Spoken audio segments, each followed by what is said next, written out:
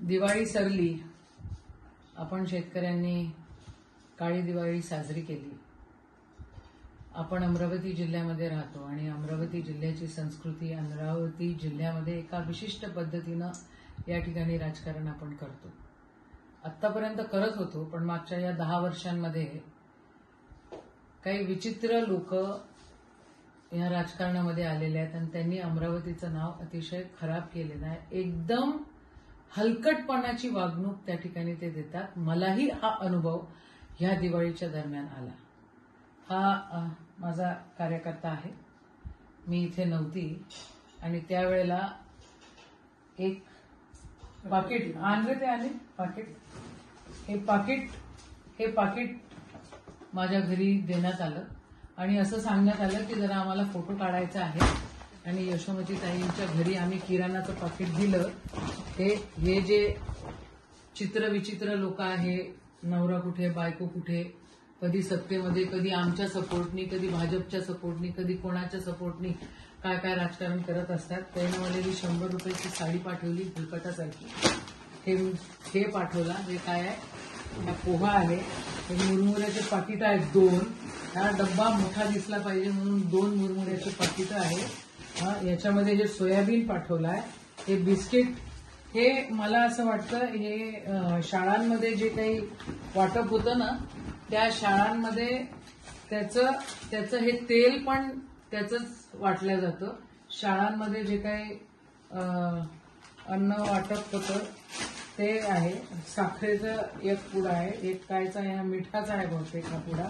हे बेसन आहे, हे शेंगदाणे आहे, ही कायची तरी डाळ आहे.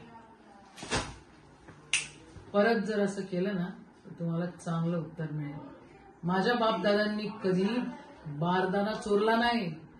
मी एक प्रतिष्ठित घरातली मुलगी आहे आणि प्रतिष्ठित व्यक्तीची बायको आहे. मी असे चिल्लर धंदे तुमच्यासारखे कधी करत नाही आणि तुम्ही जर चिल्लर धंदे करत असाल तर त्याचं उत्तर आम्हाला देता येतं. शेतकऱ्यांची दिवाळी काळी गेलेली आहे. अरे हरामखोरांनो, तुम्हाला जर ह्या प्रकारे तुम्हाला जर आमचा अपमान करायचा असेल तर त्याला काय अर्थ उरतो का?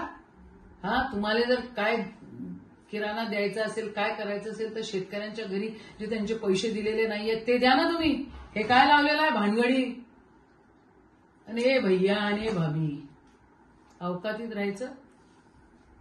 मी काय पहिल्यांदा पडली नाही आणि मी पडली, निवडून आली, नाही निवडून आली, मंत्री झाली, अजून काय झाली तरी माझ्या स्वभावात कधी फरक पडत नाही. मी माझे पक्ष बदलत नाही.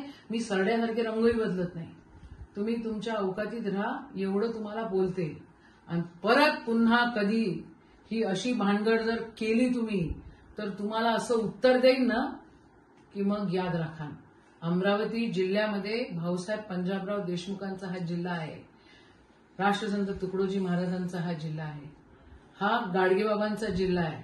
जरा नीटनेटके वागा एवढंच बोलते आहे. यावेळेला फक्त व्हिडिओ बनवला आणि तुमची ही भिकारचोटपणा तुमचा हा उघडकीस आणला आणि परत माझ्या घरी येण्याची भानगड काही तुम्ही पडू नका. आणि माया माणसाले फोटो टाकायचा आहे रे बा, यशोमती ताईच्या घरी किराणा दिला. ह्या जर भानगडी तुम्ही केल्या तर तुम्हाला मग दाखवता येईल मला. जय हिंद, जय महाराष्ट्र.